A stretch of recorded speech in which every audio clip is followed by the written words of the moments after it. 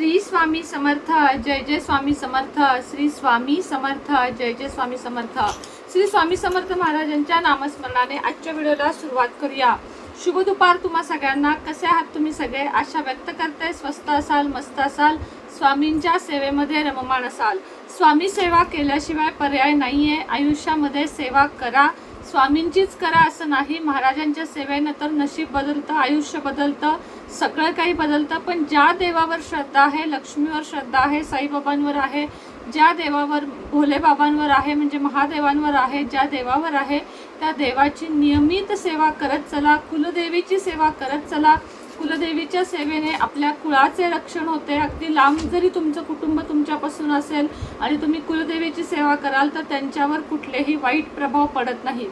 कुलदेवीच्या सेवेपासून लांब राहू नका, कुलदेवीची सेवा अवश्य करा।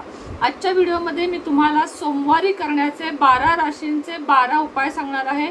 श्रावणी सोमवार आता 2 राहिलेले आहेत, उरलेल्या दोन्ही सोमवारी हे उपाय करायचे आहेत। अत्यंत शुभदायी फल आहेत आणि ज्यांना इच्छा आहे त्यांनी उद्याच्या सोमवारपासून पुढचे 5 सोमवार म्हणजे एकूण 5 सोमवार जरी हा उपाय केला तरी चालेल। यावर्षी आपल्याला श्रावण महिन्यात एक अधिक सोमवार मिळत आहे जो आपल्यासाठी खरंच खूप लाभदायी आहे। राशीप्रमाणे उपाय करायचे। आतापर्यंत तुम्हाला मुगाचे, तांदळाचे असे उपाय सांगितले, मात्र राशीप्रमाणे उपाय केले तर ते खरे फलित जातात आणि त्याचं खरं फळ आपल्याला मिळतं। म्हणून आपण आज बघणार आहोत 12 राशींचे 12 उपाय श्रावणी सोमवारी करण्याचे। तर शिवकृपेसाठी तुम्हाला सांगितलं मी की कसं आपल्याला एक सोमवार जास्त मिळालेला आहे श्रावणामध्ये। या श्रावणाचं विशेष असं आहे की सूर्य कर्क राशीत असतो आणि कर्क रास म्हणजे हेल्थसाठी उपाय केलं तर तुमची हेल्थ चांगली राहील। हेल्थ चांगली राहिली की आपोआपच प्रगती होत राहील। समुद्र मंथन जेव्हा झालेले होतं तेव्हा प्रत्येक देव काही ना काही घेत होते, प्रत्येकाला हिस्साला काही ना काही येत होते। राहिले ते विष, ते घ्यायला कोणीच तयार नव्हते। ते घेतले आपल्या भोलेदेव महादेवांनी, जे कायमच असं सगळ्यांचं चांगलं करण्यासाठी असायचे आणि आहेत। तर त्यांनी ते विष घेतले, त्यांनी ते विष गळ्यापाशी धारण केले म्हणून त्यांचा गळा अंग निळं झालं आणि म्हणून म्हणजे इथला भाग निळा झाला म्हणून त्यांना नीळकंठ असं देखील म्हटलं जातं।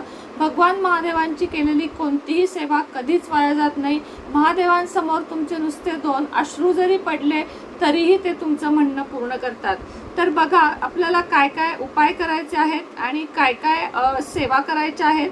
त्याचप्रमाणे पुन्हा एकदा सांगते की या श्रावण महिन्यामध्ये थोडासा पाऊस असतो, त्यामुळे अन्न दूषित असतं, प्राणी पण चारा तोच खातात त्यामुळे दूध दूषित असते, अन्न दूषित, दूध दूषित, त्यामुळे भाज्या दूषित, त्यामुळे व्रत धरण्याला महत्त्व धरले जाते, फलाहार घेतला जातो, त्यामुळे आपले शरीर सुद्धा चांगले बनते। म्हणजे उपवासामुळे जे लोक उपवासात खूप काही खातात, खिचडी, बटाटा वगैरे, चिवडा असं खातात, त्यांचं शरीर चांगलं राहत नाही।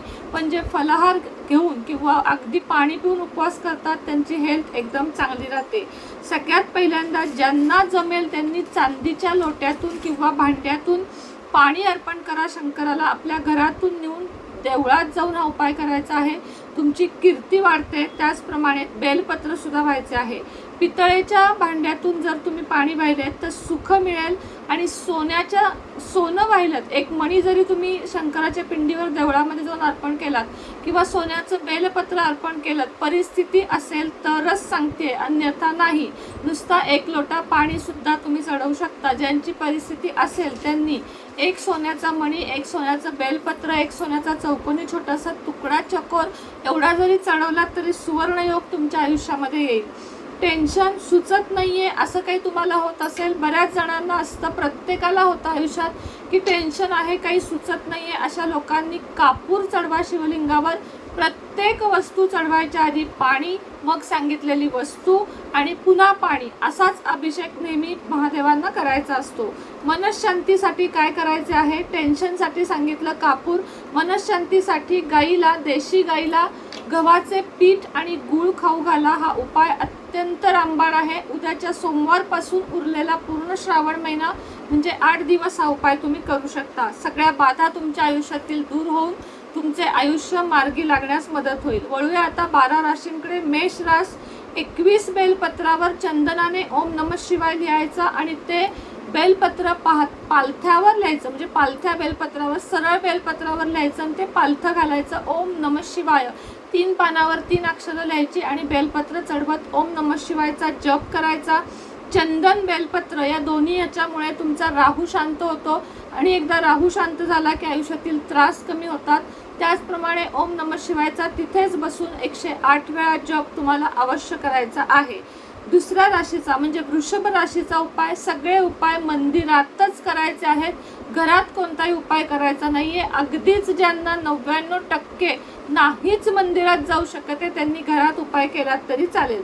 वळूया वृषभ राशीकडे. कामे पेंडिंग खूप आहेत तुमची असं तुम्हाला वाटत असेल, कामं होतच नाहीयेत असं वाटत असेल तर स्टीलच्या किंवा चांदीच्या लोट्यामध्ये तुम्हाला कच्चे दूध न्यायचे आहे आणि त्या पिंडीवर स्नान घालायचे आहे कच्च्या दुधाने. आधी पाण्याने मग कच्च्या दुधाने आणि थोडेसे काळे तीळ अर्पण करायचे आहेत. 108 वेळा ओम नमः शिवाय या मंत्राचा जप करायचा आहे आणि तिथेच बसून हनुमान चालीसा म्हणायची आहे.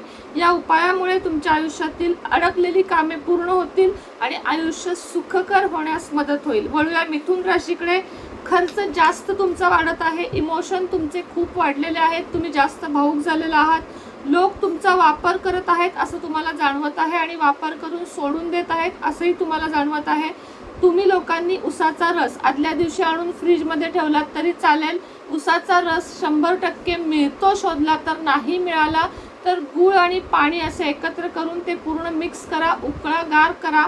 गार केल्याशिवाय घालायचं नाही, गार करा, आदल्या दिवशीच करून फ्रीजमध्ये ठेवा आणि ओम होम झूम 6 ओम होम झूम 6 या मंत्राचा जप 5 ते 10 मिनिटं तुम्हाला करायचा आहे आणि याचा अभिषेक करून शेवटी परत पाण्याने अभिषेक करायचा आहे. वळूया कर्क राशीकडे. शनीची ढैया कर्क राशीला 7.5 चालू आहे, खूप त्रास होत आहे. अशांनी पंचतत्वाचा सहारा घ्या, म्हणजेच पंचामृत, दूध, तूप, मध, दही, गूळ किंवा साखर, गूळ नाही साखरच घाला किंवा मग बुरादा म्हणतात तो घाला. शिवलिंगावर तुम्हाला चढवायचं आहे आणि बी असलेली 5 फळं, ज्या फळामध्ये बी असती असे कोणतेही 5 फळं शिवलिंगावर तुम्हाला अर्पण करायचे आहे. वळूया आता सिंह राशीकडे. सिंह राशीचा चंद्रमा आणि मंगळाशी तुमची रास जोडलेली आहे. तुम्हाला करायचा आहे उपाय, तांदळाची खीर घरामध्ये तयार करायची आहे आणि त्याच्यामध्ये थोडे ड्रायफ्रूट्स, वेलची सगळं काही घालायचं आहे आणि मंदिरात जाऊन शंकरांना भोग चढवायचा आहे, म्हणजेच प्रसाद चढवायचा आहे आणि तिथे असलेल्या लोकांमध्ये ही खीर वाटायची आहे आणि कॉटनचे लाल वस्त्र पिंडीवर तुम्हाला चढवायचे आहे. हा उपाय तुम्हाला वर्षभर कामी येईल. तुमच्या आयुष्यामध्ये सगळे काही तुमची जी कामं आहेत ती पूर्ण होतील, ठरवलेली कामं पूर्ण होतील आणि तुमच्या आयुष्याचे कल्याण होईल. वळूया कन्या राशीकडे. तुम्हाला सूर्य स्ट्रॉंग करण्याची खूप जास्त गरज आहे. तुम्हाला सूर्य स्ट्रॉंग करण्यासाठी डाळिंबाचे ज्यूस शिवपिंडीवर अर्पण करायचे आहे आणि सफेद कॉटनचे कापड, हे सगळं जे सांगतेय कापड सिंह राशीने आणि कन्या राशीने पांढरे ओले करून शंकरावर चढवायचे आहे. कुठल्याही स्वरूपात कोरडे चढवायचे नाही. शंकराला सर्व गार गोष्टी आवडतात म्हणून गार पाण्यात ते कापड भिजवायचे आणि पिंडीवर चढवायचे. त्याचप्रमाणे जप करायचा ओम नमः शिवायचा. प्रत्येक राशीने ओम नमः शिवायचा रोज जप करा. उरलेले 8 दिवस तरी कराच करा. बघा तुम्हाला किती छान फायदा होतो. वळूया तुळ राशीकडे. तुमच्या आयुष्यात तुम्हाला आता अनेक बदल होताना जाणवत आहेत. नोकरीत, व्यवसायात वेगवेगळे चढ उतार तुम्हाला बघायला मिळत आहेत. याच्यावर कंट्रोल करण्यासाठी तुम्हाला सफेद पुष्प, पांढरे धोत्र्याचे फूल, मोगऱ्याचे फूल, मोगऱ्याचा गजरा आणि नारळाची पांढरी मिठाई हे तुम्हाला भगवान शंकराच्या मंदिरामध्ये अर्पण करायचे आहे. हेल्थसाठी तुमच्या हे अत्यंत उत्तम राहणार आहे. वळूया वृश्चिक राशीकडे. उसाचा रस, सगळ्यात आधी पाणी, त्यानंतर उसाचा रस आणि त्यानंतर चंदनाने तिळक तुम्हाला पिंडीवर व्हायचे आहे. आर्थिक साधने तुमची उपलब्ध होतील. येणारे पुढील वर्ष म्हणजे चालू पुढील वर्ष पूर्ण चांगले तुम्हाला जाईल. वळूया धनु राशीकडे. नशिबाकडून तुमची सध्या खूप मोठी तक्रार आहे. तुमच्या बाजूने उभे राहायला सध्या कोणी नाहीये. आहे तिथेच तुम्ही राहत आहात. तुमची प्रगती खुंटलेली आहे. तुम्हाला कोणी समजून घेत नाहीये. तुम्हाला उपाय असा आहे, कच्च्या दुधामध्ये, कच्चं गाईचंच दूध हवं आहे, म्हशीचं दूध चालणार नाही. कच्च्या दुधामध्ये, भले ते पाकिटचं काऊ मिल्क म्हणून असू दे, आपण विश्वास ठेवू शकतो, मात्र म्हशीचं घेऊ नका. गाईच्या कच्च्या दुधामध्ये, थंड दुधामध्ये थोडेसे तांदूळ घालायचे आहेत, थोडासा मध घालायचा आहे आणि हे शिवपिंडीवर मंदिरामध्ये जाऊन अर्पण करायचं आहे. त्याचप्रमाणे थोडीशी भांग, धोत्रा आणि बेलपत्र तुम्हाला शिवपिंडीवर अर्पण करायचं आहे. आधी पाणी अर्पण करायचं आहे, त्यानंतर कच्चे दूध, तांदूळ, मध मिक्स करून ते चढवायचं आहे. त्यानंतर भांग, त्यानंतर धोत्र्याचं फळ, बेलपत्र, धोत्र्याचं फूल एवढं सगळं अर्पण करून पुन्हा पाण्याने पिंडी स्वच्छ करायची आहे आणि 1 माळा तुम्हाला ओम नमः शिवायचा जप करायचा आहे. बघा तुमचे प्रॉब्लेम सॉल्व्ह होतील आणि तुमच्या बाजूने लोक उभे राहायला मदत करतील. तुम्हाला अत्यंत जास्त असं काही करायचं नाहीये, तर सांगितलेल्या छोट्याशा उपायानेच तुमच्या आयुष्यात खूप सारा फरक पडणार आहे. तुम्हाला शक्य असेल तर धनुराशीला प्लस एक उपाय सांगते की मंदिरामध्ये जाऊन ब्राह्मणांकडून रुद्राभिषेक करून घ्या. तुमच्या शरीरामध्ये ऊर्जा तयार होईल आणि तुमचे डिप्रेशन कमी होईल. वळूया मकर राशीकडे. इमोशनल तुम्ही झालेले आहात, फार निगेटिव्ह विचार सध्या करत आहात. क्लोज माणसांमुळे म्हणजे जवळच्याच माणसांमुळे तुम्हाला नुकसान होत आहे. तर तुम्ही मधाने शंकराच्या पिंडीला स्नान घाला, नंतर दुधाने स्नान घाला आणि शेवट पाण्याने स्नान घाला. ओम होम जूम 6, ओम होम जूम 6 या मंत्राचा 108 वेळा आणि ओम नमः शिवायचा 108 वेळा रुद्रमाळेवर म्हणजे रुद्राक्षाच्या माळेवर तुम्हाला जप करायचा आहे. वळूया कुंभ राशीकडे. नवीन गोष्टी शिकायला मिळतील. त्याचप्रमाणे अनमॅरिड असाल तर लग्नाचे योग सुद्धा येतील. लग्नाची जोडी सुद्धा खूप सुखी समाधानी राहील. पूर्ण वर्ष एकूणच तुम्हाला चांगले जाईल. वळूया तुम्हाला उपाय काय आहे. कुंभ राशीला दही, सगळ्यात आधी पाणी, मग दही, पुन्हा पाणी, धोत्र्याचे फळ अर्पण करायचे आहे. पूर्ण वर्ष तुम्हाला चांगले जाईल. वळूया शेवटच्या 12व्या राशीकडे म्हणजे मीन राशीकडे. तुम्हाला सध्या निर्णय घेता येत नाहीयेत. इकडे जाऊ का तिकडे जाऊ, पुढे बघू का मागे बघू, हे करू का ते करू, अशा विचित्र अवस्थेत तुमची मनस्थिती आहे. म्हणून मीन राशीसाठी उपाय सांगते. सध्या आंबा बाजारात मिळणार नाही, मँगोचा पल्प जो मिळतो तो घ्यायचा आहे आणि कच्चे दूध, ह्या दोन्हीचं तुम्हाला अभिषेक शंकरावर करायचा आहे. पुन्हा पाण्याने अभिषेक करायचा आहे आणि गरिबांना सोमवारी तुम्हाला भोजन करायला द्यायचे आहे. अजून 2 सोमवार बाकी आहेत. उद्याचा म्हणजे परवाचा सोमवार आणि पुढचा सोमवार 4 गरिबांना तरी भोजन किंवा मग शिदा द्या. त्यांच्या घरचे धान्य भरून द्या. तुमच्या आयुष्यात खूप बरकत येईल. तुमच्या आयुष्यातील निर्णय क्षमता वाढून तुमचे सध्याचे जे प्रॉब्लेम आहेत चालू ते थांबतील आणि तुम्हाला यश, सन्मान, कीर्ती प्राप्त होईल. हे होते 12 राशींचे 12 उपाय. जेव्हा व्हिडिओ बघायला अगदी शेवटच्या सोमवारी जरी करायला मिळाला तरी चालेल, पण उपाय आवर्जून करा, कारण हे राशीप्रमाणे आहेत, खूप प्रभावशाली आहेत.